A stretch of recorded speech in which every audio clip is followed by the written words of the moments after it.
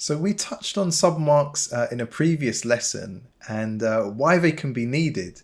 And if we look at Facebook as the example here, here's their Wordmark logo, but their well-known submark, and I think perhaps even their brand mark now, is this, where they've just taken the first F of the logo. It's on the same background, so it follows the same kind of style and aesthetic as the main logo, but it's able to be used as a substitute. And here there's even a variation on that. So submarks are a useful thing for a brand to have. And if we look on Instagram, Facebook's Instagram account, sure enough, they've not used their full logo. They've used their submark here. Submark is just one word for it. It's sometimes called different names. But it's substituted in situations where the full logo perhaps wouldn't fit as well. Now, not all brands use this approach. If we search for Disney, you'll see that Disney, across its official channels, it still uses its full logo. So perhaps they've decided it's still legible, but on my screen at least, it's quite blurry. And I think they'd do well to make use of just the D from the Disney sign, which I've seen them use in other places. So where do submarks get used? Well, sometimes your browser bookmarks. If you bookmark a website and you go to visit it again on your phone, often a little symbol will show.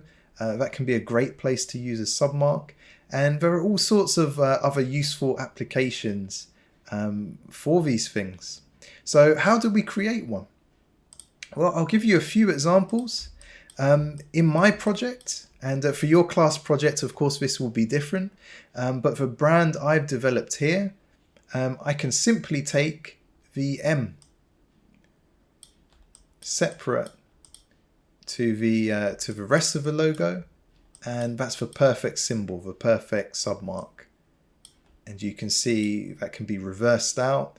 That can be used really effectively to represent the brand.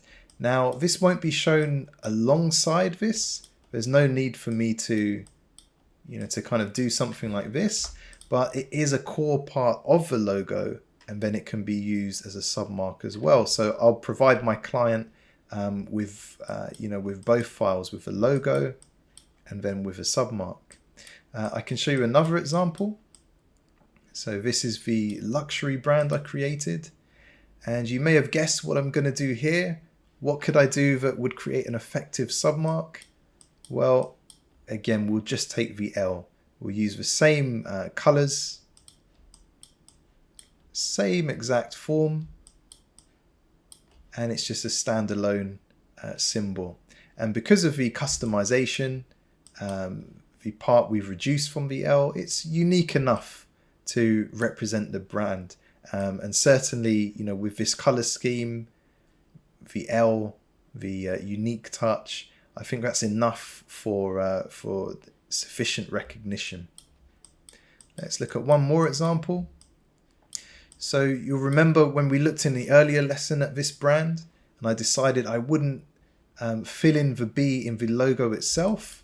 So this is our logo, but although it's not shown in the logo itself, this is where we've decided to use the filled B.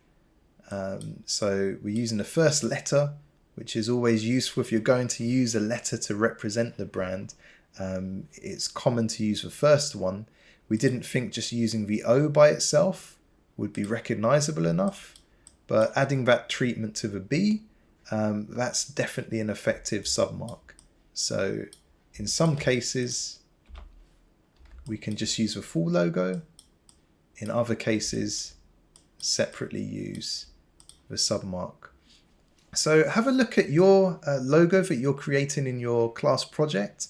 Look for those unique touches you created. Perhaps it's the first letter, perhaps it's some other design detail, and see if you can extract something to create a custom submark, as this is a useful thing your client will no doubt want to use for their brand in future, perhaps alongside, or I should say, substituting for the word mark in some cases.